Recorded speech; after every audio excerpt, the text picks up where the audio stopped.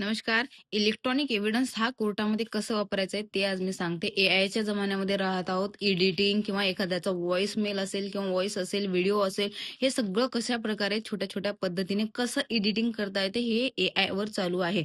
तर तुम्हाला एखादा इलेक्ट्रॉनिक एव्हिडन्स आहे ते कोर्टामध्ये सादर करायचं आहे. तर त्यापूर्वी तुम्हाला काय करायचं आहे, एव्हिडन्स ॲक्टचा सेक्शन 65 आणि सोबतच आत्ताचा म्हणलं तर सेक्शन 63 आहे. याचा सर्टिफिकेट जोडणं मस्ट बी आहे. It is admissible for the court. नाहीतर मग तुमचं काय होणार आहे, या छोट्या-छोट्या गोष्टी फक्त एक मजाक किंवा एक जो गॉसिप म्हणून कोर्टामध्ये राहून जाईल. त्याच्यासाठी आपल्याला इलेक्ट्रॉनिक एव्हिडन्स वापरत असताना छोट्या-छोट्या गोष्टीची काळजी घ्यायची आहे. 2 टिप्स माझ्याकडून मी सांगते.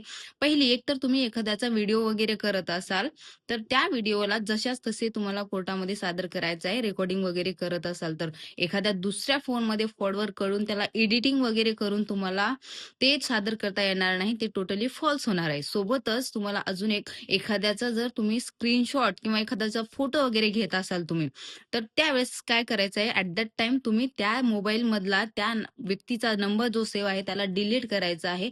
जेणेकरून तुम्हाला त्यांचा नंबर वर दिसेल आणि स्क्रीनशॉट घेण्यासाठी इझिली जाईल. तर अशा अजून चांगल्या-चांगल्या माहितीसाठी माझ्या चॅनलला लाईक, शेअर आणि फॉलो करा. थँक